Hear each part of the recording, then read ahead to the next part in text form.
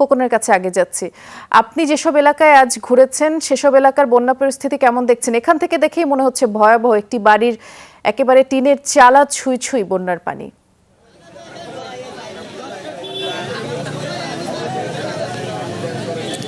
বৃষ্টি আসলে আপনি যেমনটি বলছিলেন, আসলে পানি কিন্তু এই যে টিনের চালা কিন্তু একেবারে ছুঁই ছুঁই অবস্থা, অর্থাৎ আরেকটু সামনে গেলেই কিন্তু আসলে মানুষ এখানে ডুবে যায়, অর্থাৎ পানির এতটাই ভয়াবহতা। সর্বাধুনিক প্রযুক্তি ও সেরা মানের উপাদানে তৈরি আরএফএল চেয়ার, ক্ষমতার নয় সমতার চেয়ার।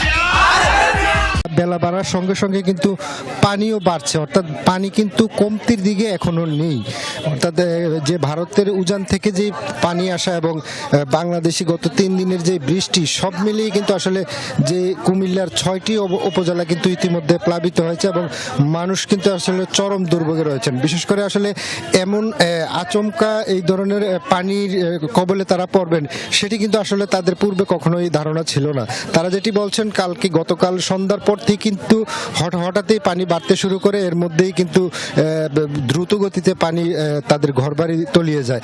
ফলে তাদের যে প্রয়োজনীয় জিনিসপত্র কিন্তু আসবাবপত্র অনেক ক্ষেত্রে কিন্তু তারা বের করতে পারেননি, ফলে তারা কিন্তু একটি চরম দুর্ভোগের মধ্যে রয়েছেন। এছাড়া বিশেষ করে যারা ক্ষতিগ্রস্ত পরিবার রয়েছেন, এদের আসলে বিশেষ করে কয়েকটি রাজনৈতিক দল তাদেরকে বিভিন্ন এলাকায় ঘুরে ঘুরে ত্রাণ সামগ্রী দিচ্ছেন, তবে তা কিন্তু পর্যাপ্ত নয়। তবে সরকারি পক্ষ থেকে কিন্তু আসলে উল্লেখযোগ্য আমরা তেমন কিছুই দেখতে পাইনি যারা ক্ষতিগ্রস্ত হয়েছেন তাদেরকে দিতে। তবে তারা বলছেন যে তারা কিন্তু আসলে বিশেষ করে গুমতির পার যেটি হুমকির মুখে রয়েছে সেটি নিয়ে ব্যস্ত। এখানে কিন্তু সেনাবাহিনী সহ কিন্তু আসলে ছাত্র জনতা এইসব রক্ষায় কিন্তু কাজ করে যাচ্ছেন। তো সব মিলে আসলে কুমিল্লার পরিস্থিতি যতই সময় যাচ্ছে, বেলা বাড়ার সঙ্গে সঙ্গে কিন্তু পানির যে গতি সেটি কিন্তু আসলে বাড়তেই শুরু করেছে।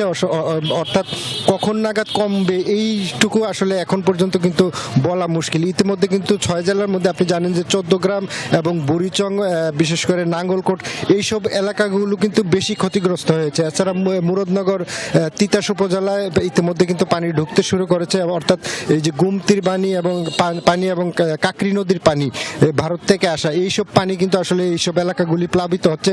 অর্থাৎ সব মিলিয়ে সাধারণ মানুষ কিন্তু একটি চরম দুঃসময় পার করছেন। এখন অনেকেই কিন্তু আশ্রয় কেন্দ্রে ঠাঁই না পেয়ে কিন্তু অনেকে রাস্তায় ঠাঁই নিয়েছেন, অর্থাৎ বৃষ্টিও থামছে না। সব মিলিয়ে চরম একটি দুর্ভোগের মধ্যে রয়েছে আসলে কুমিল্লার যে বিভিন্ন অঞ্চলের মানুষগুলি বন্যা কবলিত। বৃষ্টি নিজেও সাবধানে থাকবেন। আমরা দেখছিলাম সেখানকার যে চরম দুর্ভোগের অবস্থা আপনি আমাদেরকে দেখাচ্ছিলেন খোকন, ধন্যবাদ জানাচ্ছি।